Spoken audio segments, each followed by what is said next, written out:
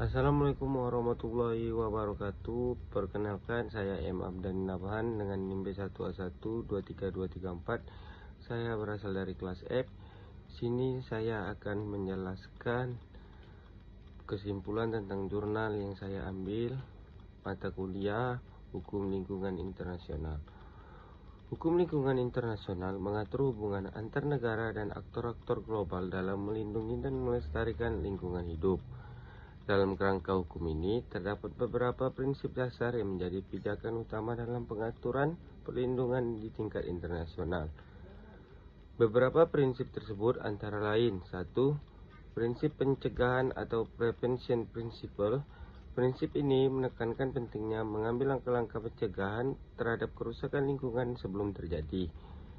Negara-negara diharapkan untuk mencegah aktivitas yang dapat merusak lingkungan seperti polusi lintas batas atau kerusakan ekosistem yang dapat berdampak pada negara lain.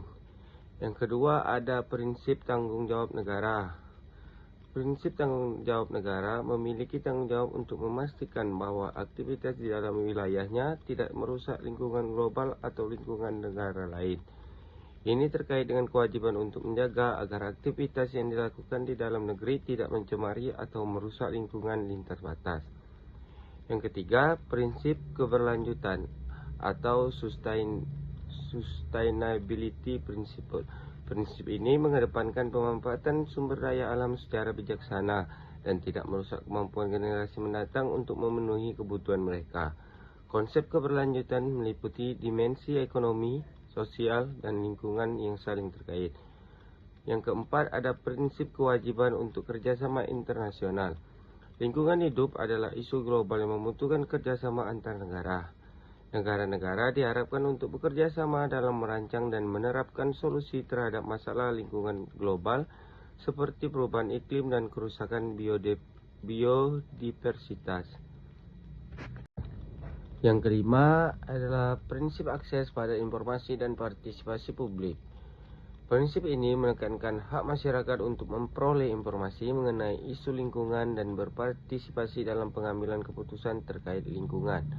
Hal ini penting untuk memastikan transparansi dan akuntabilitas dalam kebijakan lingkungan. Yang keenam, prinsip polluter pays. Prinsip ini menyatakan bahwa pihak yang menyebabkan kerusakan lingkungan harus menanggung biaya pemulihan atau mitigasi kerusakan tersebut. Ini bertujuan untuk mendorong perusahaan atau negara untuk bertanggung jawab atas dampak lingkungan dari aktivitas mereka. Yang ketujuh, ada prinsip keadilan antar generasi. Prinsip ini berfokus pada kewajiban untuk melindungi lingkungan agar generasi mendatang dapat menikmati sumber daya alam yang sama seperti yang dinikmati oleh generasi sekarang. Ini mendukung ide keberlanjutan dan keadilan bagi masa depan. Yang kedelapan, ada prinsip perlindungan keanekaragaman hayati. Prinsip ini menekankan pentingnya melindungi keanekaragaman hayati di seluruh dunia, karena kerusakan pada biodiversitas dapat mengancam keseimbangan ekosistem dan kehidupan manusia. Prinsip-prinsip ini membentuk dasar dari hukum lingkungan internasional dan menjadi pedoman dalam perumusan kebijakan, perjanjian internasional, serta implementasi hukum di tingkat global. Prinsip-prinsip ini juga berfungsi untuk mendukung upaya global dalam mengatasi tantangan lingkungan yang semakin kompleks dan mendesak. Jadi kesimpulannya adalah perkembangan masyarakat internasional menunjukkan bahwa lingkungan tidak lagi dapat diabaikan kedudukannya dalam kehidupan manusia. Perhatian yang cukup dan penanganan yang serius harus segera dilakukan. Mengingat kerusakan lingkungan berarti ancaman bagi kelangsungan hidup manusia.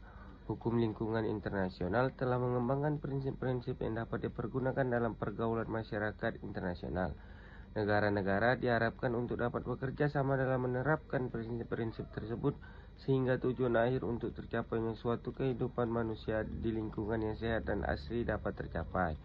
Pada dasarnya, negara-negara maju yang telah menguasai teknologi tinggi dalam hal pencegahan pencemaran maupun penanggulangan kerusakan lingkungan hendaknya dapat bekerja sama dengan negara-negara berkembang, khususnya dalam memberikan bantuan teknik dan bantuan ekonomi. Sekian dari saya. Wassalamualaikum warahmatullahi wabarakatuh.